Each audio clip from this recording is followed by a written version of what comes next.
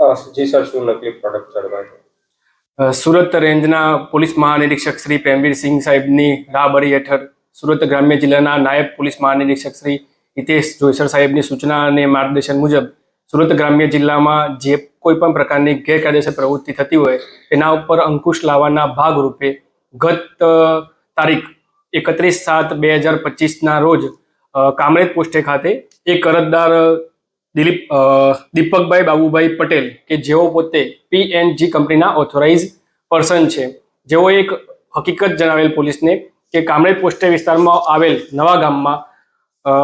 નવકાર industry plot number 3માં એક godown છે, જે ગોડાઉનમાં હેડ એન્ડ શોલ્ડર કંપનીના ડુપ્લિકેટ શેમ્પૂ બનાવતો હોવાની તથા તે શેમ્પૂ ઓનલાઈન ફ્લિપકાર્ટમાં અને રિટેલમાં વેચતો હોવાની હકીકત તેઓએ અમને જણાવેલ, જે હકીકતને આધારે કામરેજ પોલીસ સ્ટેશને સદર અરજદાર તથા પંચોને સાથે રાખી સદર જગ્યા ઉપર રેડ કરતા સદર ગોડાઉનમાંથી હેડ એન્ડ શોલ્ડર કંપનીના 1 લીટર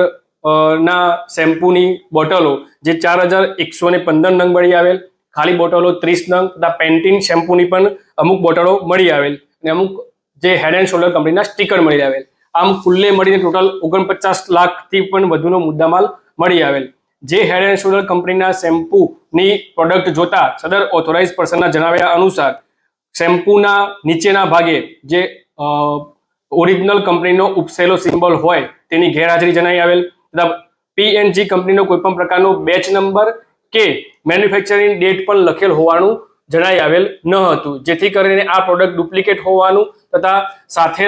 ત્યાં ગોડાઉનમાં હાજર મળી આવેલ આરોપી મુકુંદભાઈ નાઓને સદર બાબતે હેડ એન્ડ શોલ્ડર કંપની તરફથી તેમને કોઈ પણ પ્રકારે ઓથોરાઇઝ કરેલા હોય ડીલરશીપ તરીકે તે બાબતે પૂછપરછ કરતા તેઓએ હેડ એન્ડ શોલ્ડર કંપનીની કોઈ પણ પ્રકારની ડીલરશીપ લીધેલ હોવાનું જણાઈ આવતું ન હોવાથી સદર બાબતે કામરેજ પોલીસ સ્ટેશને કુલ્લે 49 લાખથી વધુનો મુદ્દામાલ કબજે લઈ અને સદર આરોપી વિરુદ્ધમાં કોપીરાઇટ તથા BNSS ની અલગ અલગ સેક્શન અંતર્ગત ગુનો દાખલ કરી આગળની કાર્યવાહી ચાલુમાં છે. સર, આ જે શેમ્પૂ છે તે ક્યાં બનાવવામાં આવતું હતું, તેમાં કયા કયા મિશ્રણોનો ઉપયોગ લેવાતો હતો?